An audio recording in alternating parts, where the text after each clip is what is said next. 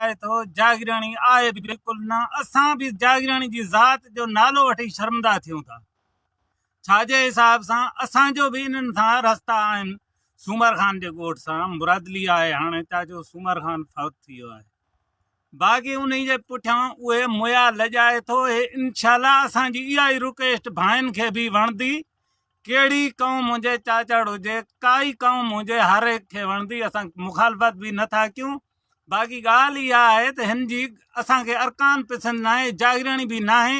हाणे अॼु खां अॻी न हिन जी क़ौम जेका आहे त अंग्रेज़ आहे। हे अंग्रेज़ जे मुल्क जो आयल आहे, बिल्कुलु बरोच भी न आहे। जीअं जेको जीअंदा जागीराणी मां न कंदो मां त जेको जागीराणी कंदो उहो मूंखे पसंदि भी माण्हू न ईंदो पिया। छा आहे, हथ जूं आङुरियूं भी बराबरि न आहिनि।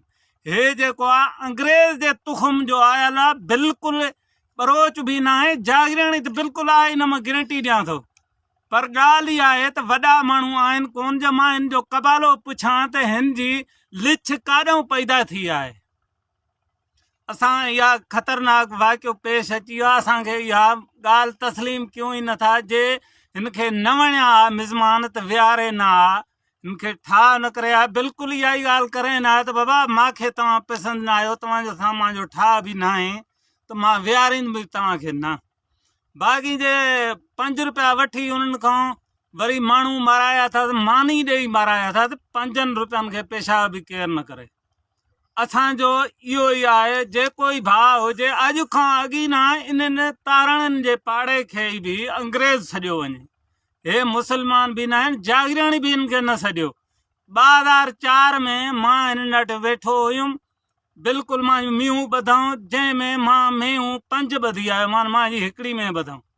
हे जेके आहिनि त मोचड़े जा मुरीद आहिनि। 5 ॿधियूं मान मींहूं, तॾहिं में मूंखे फर सूधी वापसि कयूं। याई ओॾी हूं सिर न पियो मिले। महिमान हुयो मान, गुलशेर दोबरी महिमान हुयुनि, उहो रोई लॾे वियो। न छॾियऊं। तंहिं साल 2004 में मां हिन जो नालो अंग्रेज़ ॿधो हुयो। त उन्हनि माण्हुनि खे ख़बर आहे, 2-3 तेगाणनि खे बि ख़बर आहे नाले जी।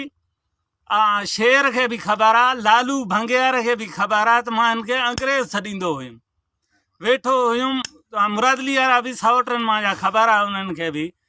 मां सॼी हिन जी रिक्वेस्ट आहे, सॼो हिन जो मां तालुकात जी ख़बर तंहिं टाइम पाण ॿधल हुयो। जंहिं टाइम जी ॻाल्हि आहे, जंहिं करमपुर लाड़े ते सूबेदार ॿधो हुयुसि, जीअं त ॿधल हुयो। हाणे महिरबानी करे